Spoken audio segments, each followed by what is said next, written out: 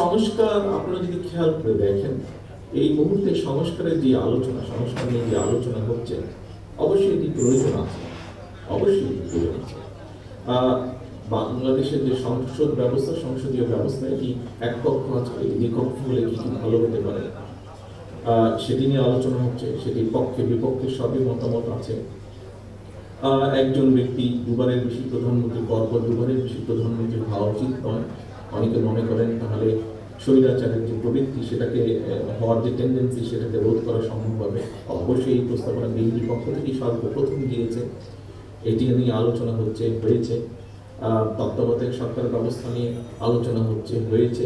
আমরা বলেছি আমরা ইনশাল্লাহ জনসমর্থন পেলে, সরকার গঠনে সক্ষম হলে বিএনপি এই কাজগুলো করবে, যেগুলো জনগণের চাহিদা, সাংবিধানিক দৃষ্টিকোণ থেকে। রাষ্ট্রপতি প্রধানমন্ত্রী ক্ষমতার ভারসাম্যের বিষয়ে আলোচনা হয়েছে, প্রস্তাবনা এসেছে, এই বিষয়গুলো চিন্তা করা হয়েছে। কিন্তু একটু আগে যে কথাটি বললাম, আমরা রাজনীতি করি কাকে ঘিরে? রাজনীতি করি এই জনগণকে ঘিরে, এই দেশের জনগণকে ঘিরে। আমরা রাজনৈতিক দলগুলো শুধু এগুলোর ব্যাপারে প্রস্তাবনা দিয়েছি, দেওয়াটাই উচিত, দেওয়াটাই স্বাভাবিক। কিন্তু কেন আমরা রাজনৈতিক দলগুলোর অবস্থান থেকে আরো কিছু বিষয়ে উপস্থাপন করছি না? আমি তো মনে করি একজন রাজনৈতিক কর্মী হিসাবে যে সমান গুরুত্বপূর্ণ ক্ষেত্র বিশেষে আমরা যেগুলো নিয়ে আলোচনা করি, তার থেকে আমি দুই চারটি আমি আপনাদের সামনে উল্লেখ করতে চাই। ক্ষেত্র বিশেষে সেটা আরো গুরুত্বপূর্ণ। যেমন এই মুহূর্তে যদি আমরা পত্রিকা খুলি, পত্রিকায় আমরা টেলিভিশনের পর্দায়, পত্রিকার পর্দায় কি দেখি? আমরা দেখি নিত্য প্রয়োজনীয় দ্রব্যের বা নিত্য প্রয়োজনীয় যে কোনো জিনিস, খাবার জিনিসের, পোশাক আশাক, যেটি মানুষের যেটা নিত্য প্রয়োজনীয় বিষয়, সেটি নিয়ে কি পরিমাণ কষ্ট যন্ত্রণায় আছে অধিকাংশ মানুষ। আমরা কেন রাজনৈতিক দলগুলো ডিবেট করছি না যে জনগণের রায় আমার পক্ষে আসলে আমি কিভাবে এই ব্যবস্থাকে হ্যান্ডেল করবো, কিভাবে এই ব্যবস্থাকে ডিল করবো, আমি কিভাবে নিত্য প্রয়োজনীয় যে দ্রব্য তার মূল্য আমি মানুষের সহনশীলতা, ক্রয় সীমার ভিতরে রাখবো। এখন এটিকে যদি রাখতে হয়, তাহলে আমাদেরকে বাজার ব্যবস্থাকে কিভাবে আমরা সাজাবো, এটিকে যদি তাই করতে হয়, তাহলে কিভাবে উৎপাদন বাড়াবো, কেন আমরা এই বিষয়টা নিয়ে আলাপ করছি? আমি মনে করি বাংলাদেশ জাতীয়তাবাদী দল তার পূর্ব অভিজ্ঞতা থেকে মনে করে যে এই বিষয়গুলো আমাদের অবশ্যই অ্যাড্রেস করা উচিত জাতির সামনে। শুধু তত্ত্বাবধায়ক সরকার ব্যবস্থা, শুধু সাংবিধানিক ব্যবস্থা, শুধু ভোটের ব্যবস্থা, বিভিন্ন ব্যবস্থা, সেটার যেরকম আলোচনা হয়েছে, তার থেকে বেশি আলোচনা হওয়া উচিত, তার সমান পরিমাণ অন্তত আলোচনা হওয়া উচিত কিভাবে মানুষের এই সমস্যার সমাধান করবে, কোন দল কিভাবে করবে। প্রিয় উপস্থিতিবৃন্দ, আমি মনে করি এই আলোচনা নিত্য প্রয়োজনীয় দ্রব্যের বিষয়, যেমন উৎপাদন ব্যবস্থা, বাজেট ব্যবস্থা, এটি নিয়ে যেরকম আলোচনা করা উচিত, এটি নিয়ে যেরকম প্রস্তাবনা থাকা উচিত, ডিবেট হওয়া উচিত বিভিন্ন রাজনৈতিক দলের মধ্যে। যে একজন নাগরিক 20 কোটি, প্রায় আমরা সবাই জানি জনসংখ্যা কোনোভাবেই 20 কোটির কম নয় এই দেশে। 20 কোটি জনসংখ্যা বহুল একটি দেশের মানুষের একটি প্রাইমারি প্রয়োজন হচ্ছে মিনিমাম চিকিৎসা ব্যবস্থা। আমরা কেন আমাদের রাজনৈতিক দলগুলো চিকিৎসা ব্যবস্থা কিভাবে বা জনগণের মিনিমাম চিকিৎসা ব্যবস্থা আমরা নিশ্চিত করব, সেই বিষয়গুলো কেন আমরা তুলে ধরছি না? সেটি কি সংস্কার নয়? আমি যে বাজার ব্যবস্থা, যে উৎপাদন ব্যবস্থার কথা বলেছি, সেটি কি সংস্কার নয়? শুধু একজন ব্যক্তি পরপর 2 বারের বেশি প্রধানমন্ত্রী হবে না, এইটি আইন করে রোধ করাটাই কি শুধু সংস্কার? শুধুমাত্র তত্ত্বাবধায়ক নির্বাচনের সময়, জাতীয় নির্বাচনের সময় তত্ত্বাবধায়ক সরকার ব্যবস্থা অবশ্যই করতে হবে নিরপেক্ষ নির্বাচন, কিন্তু সেটি কি শুধু সংস্কার? বাজারের ব্যবস্থা, চিকিৎসা ব্যবস্থা, এটি কি সংস্কার নয়? আমি তো একজন রাজনৈতিক কর্মী হিসেবে মনে করি এটিও সংস্কার ব্যবস্থা। আমাদের ডাইরেকশন থাকতে হবে, আমাদের প্ল্যান থাকতে হবে, আমাদের তুলে ধরতে হবে জনগণের সামনে যে আমি জনগণের রায় যদি সমর্থন পাই, আমি চিকিৎসা ব্যবস্থার জন্য এই করতে চাই যেখানে জনগণের মিনিমাম চিকিৎসা সুবিধা দেওয়া সম্ভব হয়। প্রিয় আমন্ত্রিত অতিথি বৃন্দ, সংস্কারের তো আরেকটি বিষয় আছে। এই 20 কোটি মানুষের দেশে আমাদের ভবিষ্যৎ প্রজন্ম আছে। আমরা যদি আমাদের ভবিষ্যৎ প্রজন্মের সঠিক শিক্ষা ব্যবস্থা যদি গড়ে তুলতে সক্ষম না হই, তাহলে কি করে আমাদের পক্ষে সম্ভব এই দেশকে সামনে এগিয়ে নিয়ে যাওয়া? কি করে সম্ভব একটি সমৃদ্ধশালী দেশকে গড়ে তোলা। অবশ্যই আমাদের এই বিষয়ে ডিবেট থাকা উচিত, অন্তত এই বিষয়ে আমাদের শুধু ডিবেট নয়, প্রত্যেকটি দলের পক্ষ থেকে একটি কর্ম পরিকল্পনা থাকা উচিত যে আমরা কি ধরনের শিক্ষা ব্যবস্থা। আমরা বলি অনেক সময় বক্তব্যের মধ্যে বলি উৎপাদনমুখী শিক্ষা ব্যবস্থা। ফাইন, যদি উৎপাদনমুখী শিক্ষা ব্যবস্থা হয়ে থাকে তাহলে সেটি কি আরো একটু ডিটেইল আমাদেরকে করা উচিত, বিভিন্ন দলের উচিত হবে। এটি একটি সংস্কার অবশ্যই। এই শিক্ষা ব্যবস্থাকে ঘিরে সাজানো বা শিক্ষা ব্যবস্থাকে আমরা কিভাবে দেখতে চাই। আমি আরেকটি সংস্কারের কথা বলতে চাই প্রিয় সহকর্মী বা প্রিয় আমন্ত্রিত, সেটি হচ্ছে প্রথমেই আমি বলেছি উৎপাদন বৃদ্ধি করা প্রয়োজন। উৎপাদন বৃদ্ধি করতে হলে মূলত যদি আমরা দেখি উৎপাদনকে, তাহলে অবশ্যই আমাদেরকে কৃষির উৎপাদন বৃদ্ধি করতে হবে। 20 কোটি মানুষকে যখন আপনার খাদ্য সংস্থান যদি করতে হয়, 20 কোটি মানুষের খাদ্য সংস্থান যেটি খাদ্য পণ্য দ্রব্য মূল্য সবকিছুকে যদি দ্রব্যকে যদি সহনশীলতার মধ্যে রাখতে হয়, সাপ্লাই যদি রাখতে হয়, তাহলে অবশ্যই আমাদের কৃষির উৎপাদন বৃদ্ধি করতে হবে। কৃষির উৎপাদন কিভাবে আমরা বৃদ্ধি করব? শহীদ রাষ্ট্রপতি জিয়া রহমান শুধুমাত্র খাল খননের মাধ্যমে কৃষককে অনেক কয়েকটি কাজ করেছিলেন, কিন্তু খাল খননের মাধ্যমে যে জমিতে এক ফসলই হতো সেখানে 2টি ফসল হয়েছে সঠিক সময় পানি সরবরাহ করার মাধ্যমে। যে জমিতে 2টি ফসল হতো সেখানে 3টি হচ্ছে। খাল খননের মাধ্যমে বন্যাকে নিয়ন্ত্রণ করা সম্ভব হয়েছে।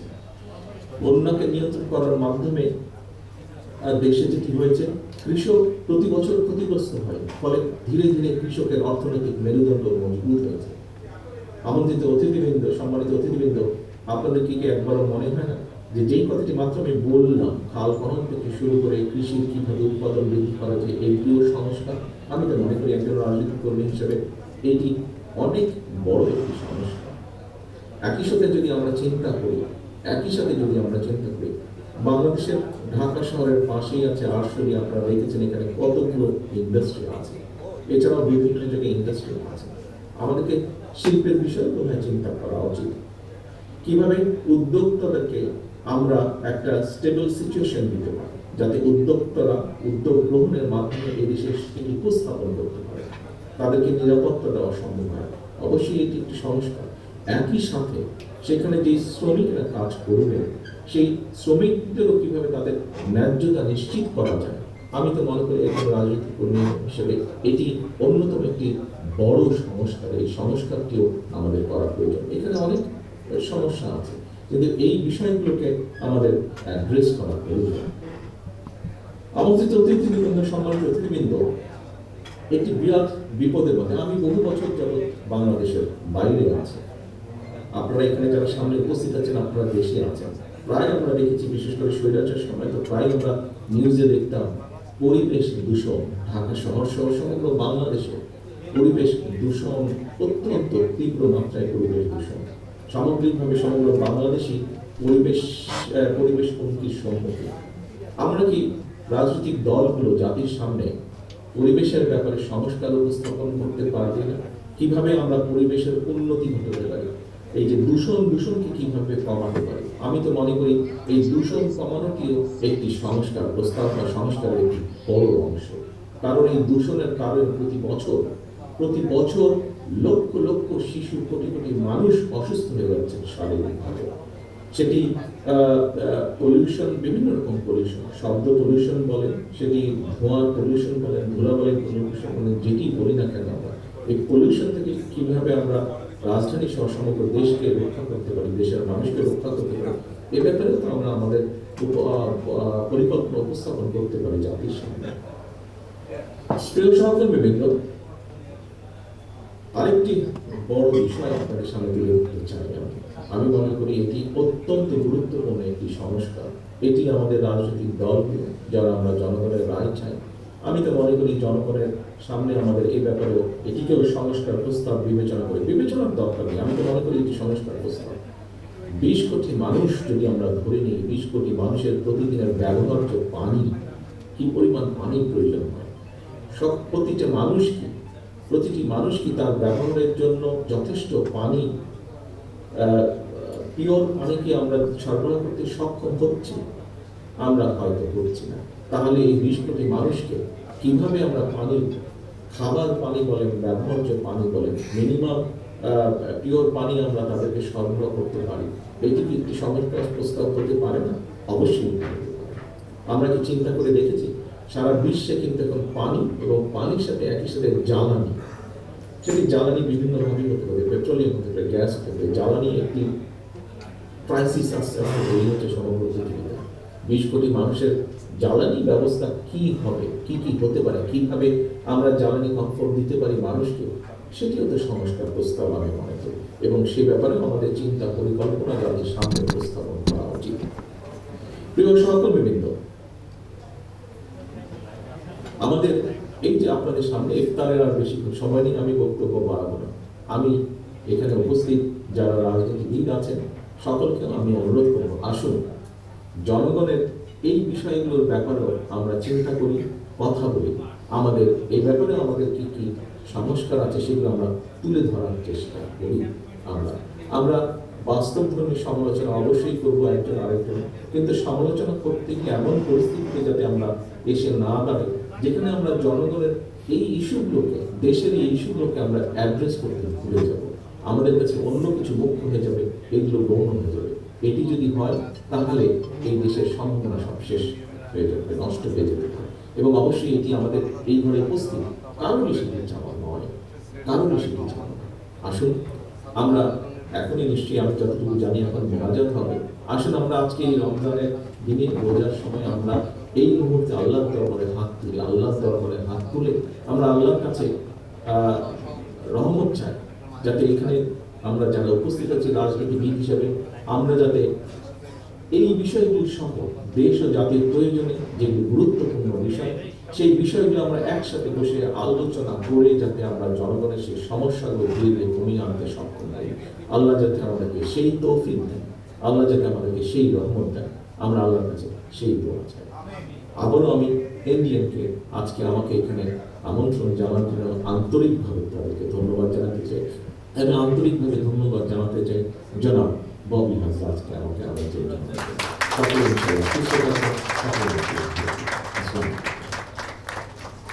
ধন্যবাদ। বাংলাদেশ জাতীয়তাবাদী দল বিএনপির মাননীয় ভারপ্রাপ্ত চেয়ারম্যান দেশ দলনেতা তারেক রহমান।